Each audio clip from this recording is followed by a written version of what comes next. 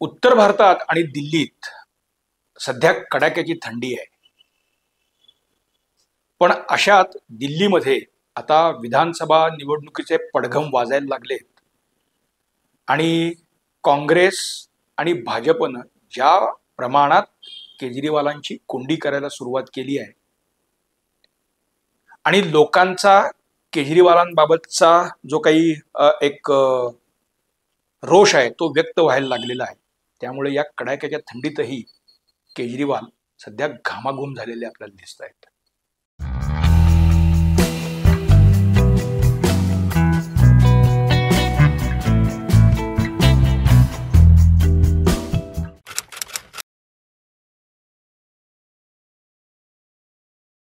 नमस्कार.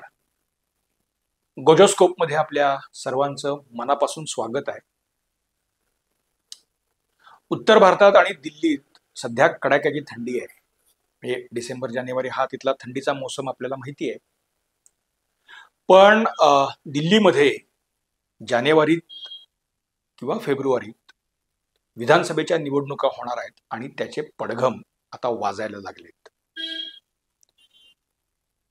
अखिल ब्रह्मांडातले एकमेव इमानदार श्री केजरीवाल आणि त्यांचा आप हा पक्ष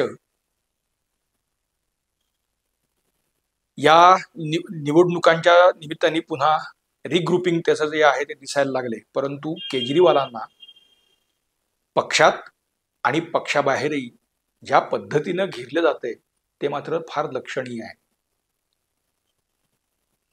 केजरीवालांचा प्रवास आपण जर लक्षात घेतला तर दिल्लीत 2012च्या सुमारास त्यांनी तत्कालीन काँग्रेस नेते आणि दिल्लीच्या मुख्यमंत्री शीला दीक्षित यांच्या विरोधात मोठी आघाडी उघडली होती. आणि शीला दीक्षित यांच्या घरातले हे बघा एसी किती 9 एसी आहेत, त्याचं बिल कोण भरते, ते लोकांच्या पैशातून ते बिल भरावं लागते आणि असा पैसा टॅक्स दिल्लीकरांच्या कराचा असा अपव्यय काँग्रेस आणि शीला दीक्षित करतायत. इथं पासूनच त्यांनी काँग्रेसला धारेवर धरायला म्हणा किंवा टीका करायला सुरुवात केलेली होती. त्यानंतर केजरी 3दा मुख्यमंत्री झाले वगैरे आपण बघितलं आणि त्यांच्या भ्रष्टाचाराची प्रकरणं गेल्या काही काळामध्ये आल्यानंतर त्यांना तुरुंगातही जावं लागले. त्यांचे काही मंत्री सुद्धा, अर्धा डझन मंत्रीही त्यांचे तुरुंगात गेले आले वगैरे आपण सगळं त्या बघितलेलं आहे. आणि आता केजरीवाल काही मुख्यमंत्री नाहीत, अतिशय मारलेल्यांना त्यांनी ती जबाबदारी दिलेली आहे.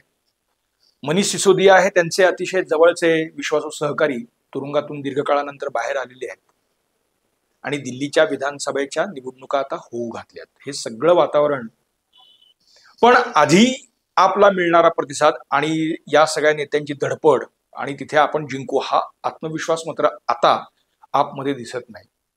पंजाबमधल्या आपची तोंड एका दिशेला आहेत, आपच्या नेत्यांची तोंड एका दिशेला आहेत, तिथून ते दिल्लीतल्या नेत्यांवरती शरसंधान करतातच आहेत. हरियाणात ज्या निवडणुका झाल्या तिथे आप गेला पण तिथे त्यांना एकाही ठिकाणी विजय वगैरे सोडून द्या, त्यांना डिपॉझिटही वाचवता आलं नाही. त्यामुळे किमान दिल्लीची तरी आपली काही शेपूट आहे ते वाचवून त्यातल्या त्यात काही करता येते का असा प्रयत्न केजरीवाल करतायत. नवी दिल्ली हा केजरीवालांचा खरं तर मतदारसंघ, तिथून ते 3 वेळेला निवडून पण आलेत आणि मुख्यमंत्रीही झालेत. पण या काँग्रेसच्या ज्येष्ठ नेत्या शीला दीक्षित या आता त्या हयात नाहीत पण त्यांचे चिरंजीव जे आहेत संदीप दीक्षित, तर त्यांनी मी केजरींच्या विरोधात लढणार आहे अशी घोषणा आधीच करून टाकली. म्हणजे काँग्रेस तिथे काय करणार, काँग्रेस आणि आपची युती होणार का वगैरे हा विषय चर्चेतही नाही, त्यांनी घोषितच करून टाकलं. असंच भाजपचे ज्येष्ठ नेते आणि दिल्लीचे माजी मुख्यमंत्री साहेब सिंग वर्मा हे 1996 ते 98च्या काळात ते दिल्लीचे मुख्यमंत्री होते. तर त्यांचे चिरंजीव प्रवेश यांनी सुद्धा नवी दिल्लीतूनच केजरींना चॅलेंज म्हणजे आव्हान द्यायची घोषणा केलेली आहे. अर्थात अजून काही निवडणूक जाहीर झालेली नाही, त्यामुळे उमेदवारी अमकं तमकं हे तिथे काही असणार नाही. पण 2 माजी मुख्यमंत्र्यांच्या मुलांनीच या पद्धतीने केजरीवालांना खुलं आव्हान दिलेलं आहे की केजरीवालांच्या विरोधात आम्ही लढणारच. प्रवेश वर्मा यांना तिकीट मिळणार का, ते निवडणुकीच्या रिंगणात येणार का हा अर्थात भाग भाजप आणि त्यांच्या शिस्तीचा सगळा सोडला.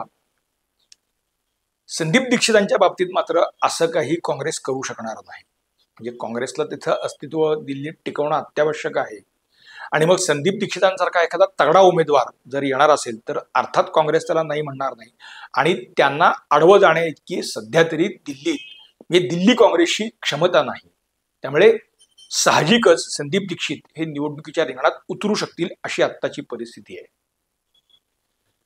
आणि अर्थात संदीप दीक्षितांनी केजरीवालांनी केलेले सगळे जे काही घपले आहेत किंवा आपण ज्याला गैरव्यवहार म्हणू तर ते सगळे जोरात सांगायला सुरुवात केली आहे. त्यांनी पहिलाच की आमच्या सरकारी निवासस्थानात असलेल्या 9 ज्या काही एसी बाबत आरडाओरडा करणारे केजरीवाल आणि तिथे लोकांच्या पैशाचा अपव्यय झाला दिल्लीकरांच्या असं ते सांगत होते. पण त्यांनी बांधलेल्या शीश महालचं मात्र ते कुठलंही स्पष्टीकरण देत नाहीत. हा पहिलाच मुद्दा त्यांनी काढला आणि त्याच्यानंतर अर्थात त्यांचे सगळे गैरव्यवहार आणि ते नवी दिल्ली या मतदारसंघामध्ये ते रोज त्याच्याविषयी शंख करायला लागलेले आहेत. आपनी या निवडणुकीच्या वेळेत सुद्धा काँग्रेस बरोबर काही हात मिळवणी होतीये का हा चाचपणी करून पाहिली. त्याला दिल्ली काँग्रेसने स्पष्टपणे नकार दिला. म्हणजे पुढच्या काळात असंच निर्णय राहील असं नाही. काँग्रेसचे श्रेष्ठी अर्थात राहुल गांधी, प्रियांका गांधी, सोनिया गांधी किंवा त्यांचे जे कोणी सल्लागार असतील तर ते ऐन वेळेला काय करतील याच्याविषयी कुणी जगात काही सांगू शकत नाही. पण सध्या तरी परिस्थिती अशी आहे की काँग्रेस आणि आप हे एकत्र लढणार नाहीत. आणि तसा काही प्रयत्न काँग्रेसने केला तर काँग्रेसमध्ये दुफळी नव्हे तर दिल्ली काँग्रेसमध्ये फूट पडेल अशी जवळपास आत्ता परिस्थिती आहे. आपचे म्हणजे आपनी खरं तर त्यांची आमचे संभाव्य म्हणण्याच्या आमचे उमेदवार म्हणजे विद्यमान मंत्री जे सगळे आहेत म्हणजे आता अतिशय मारले ना त्या कालकाजीतनं उभ्या राहणार आहेत. म्हणजे त्यांना ते पक्ष तिकीट देणारच कारण ते विद्यमान मुख्यमंत्री आहेत त्यामुळे त्यांना तिकीट मिळणारच आहे. किंवा अन्य त्यांचे जे काही नेते आहेत तर त्यांना सुद्धा उमेदवारी जाहीर करून टाकलेली आहे. त्यामुळे आपनी निवडणुकीची तयारी पद्धतशीरपणे सुरू केली असली तरी आता एक गोष्ट दिल्लीत अशी दिसून येते आहे की पावसाळ्याच्या काळामध्ये आलेला पूर असेल किंवा त्यानंतर आणि त्याच्या आधी दिल्लीकरांची पाण्यासाठी झालेली तिरपीट असेल हाही मुद्दा आता काँग्रेस आणि भाजपनं जोरदार लावून धरलेला आहे. भाजपनं तर एक मोहीमच आता सुरू केलेली आहे की दिल्ली सरकारकडून असलेल्या लोकांच्या अपेक्षा काय आहेत त्या तुम्ही आम्हाला आवर्जून सांगा. आणि तशी एक मोहीमच जवळपास भाजपने सुरू केलेली आहे. काँग्रेसने अशी काही मोहीम सुरू केलेली नाही. त्यांचा सध्या रोख आहे तो केजरीवाल आणि आपच्या गैरव्यवहारांवरती आहे. भाजपने एकीकडे हे सगळं म्हणजे मनीष तिवारी असतील किंवा हे सगळेच लोक की आप त्याच्या नेत्यांचे गैरव्यवहार हे सगळं लावून धरताना सुद्धा त्यांनी हा एक ड्राईव्ह सुरू केलेला आहे. लोकांच्याकडून सूचना मागवा आणि हे सूचना मागवायला हे आवाहन केल्यानंतर एका आठवड्याच्या 1.5 लाखाच्या वर सूचना भाजप प्रदेश कार्यालयाकडे आलेल्या आहेत. म्हणजे लोकांचा प्रतिसाद हा हळूहळू भाजपला मिळतोय हे सूचन त्यातलं आपल्याला मुळात दिसतं आहे. दुसरी एक महत्वाची गोष्ट यातली सगळ्यात महत्वाची अशी आहे की आता केजरीवाल आणि त्यांचे जे काही मंत्री नेते हे दिल्लीतल्या सामान्य लोकांकडे जात आहेत तर तिथे मात्र त्या लोकांकडून त्यांना मिळणारा प्रतिसाद जो आहे तो अतिशय वाईट आहे. मध्यंतरी आपण बघितलं असेल की 2-3 त्या स्वरूपाचे काही व्हिडिओ सुद्धा रिलीज झाले सोशल मीडियामध्ये रिलीज झालेले होते की त्या आपच्या नेत्यांनाच लोकांनी कसं चोपले. म्हणजे ते कुठे चर्चेला गेले तर लोकांनी इतक्या त्यांना शिव्या दिल्या आणि त्यांना जवळपास पलायन करावं लागलं.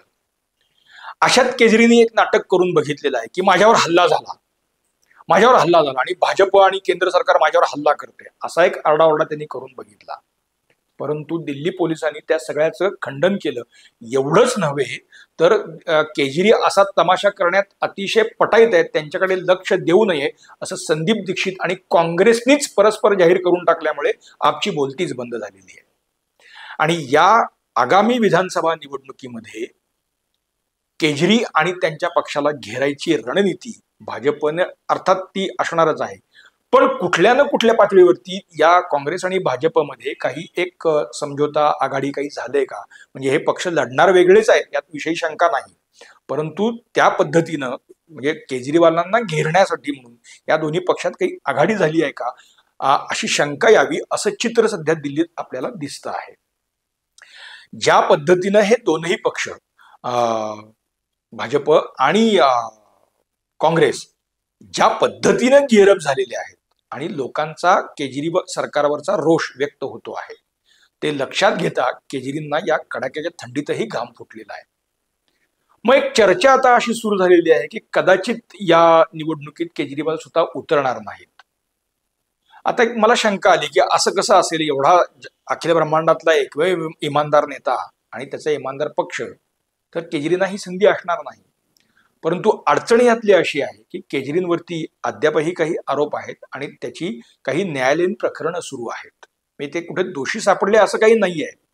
परंतु ज्या इमानदारीच्या अपेक्षा ठेवून केजरी उतरलेले होते आणि त्यांनी शीला दीक्षित किंवा दिल्लीतल्या अन्य नेत्यांना सुद्धा ज्या पद्धतीनं धारेवर धरून नैतिकतेचे पाठ अगदी पढवलेले होते, आता जर केजरी या ह्याच्यात उतरले तर अर्थात काँग्रेस आणि भाजपला ती आयती संधी असणार आहे. त्यामुळे इथे केजरी मागे राहून त्यांच्या बायकोला पुढे करणार का नवी दिल्ली मतदारसंघातून, हा सुद्धा आता लोकांच्या चर्चेचा विषय झालेला आहे. दिल्लीच्या निवडणुकांसंदर्भामध्ये जाणून घेणं हे खूप रंजक यावेळेला ठरणार आहे, कारण तिथल्या एक एक मतदारसंघातला म्हणजे मतदारसंघातली लढत ही अत्यंत उत्कंठावर्धक असणार आहे. म्हणजे आतिशी मारलेल्यांचं काय होणार, त्या दुर्वेशचं काय होणार, किंवा केजरींचं सुद्धा काय होणार, किंवा त्यांची बायकोचं काय होणार, हे सगळ्या लोकांच्या अगदी देशव्यापी चर्चेचे विषय, हे जिव्हाळ्याचे किंवा उत्कंठेचे विषय असणार आहेत. पण तुर्तास तरी अद्याप निवडणुकीची घोषणा काही झालेली नाही. असं एक शेड्यूल प्रमाणे खरं तर ते जानेवारीत होणं आवश्यक आहे. पण इथे एक भाग आपण लक्षात घेतला पाहिजे. दिल्लीमध्ये विशेषतः सीबीएसई शाळा आणि महाविद्यालय हे मोठं जाळं आहे. देशव्यापीच आहे तसं तिथेही आहे. आणि सीबीएसईच्या 10वी-12वीच्या परीक्षा तशा अन्य बोर्डांच्या तुलनेत लवकर असतात. त्यामुळे त्या परीक्षांच्या आधीच कदाचित ही निवडणूक घेतली जाईल असं मानलं जात आहे. परंतु तसं जर मानायचं असेल तर आत्ता तरी काही निवडणूक आयोगाकडून हालचाली होताना दिसत नाहीत. त्यामुळे या निवडणुका होणार कधी याच्याकडेही सगळ्यांचं लक्ष लागून राहिलेलं आहे.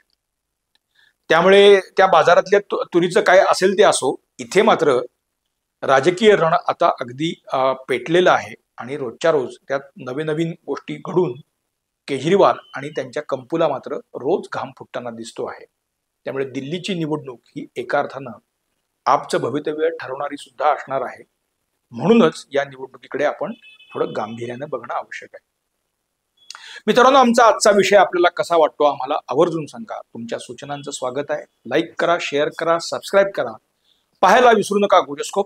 धन्यवाद.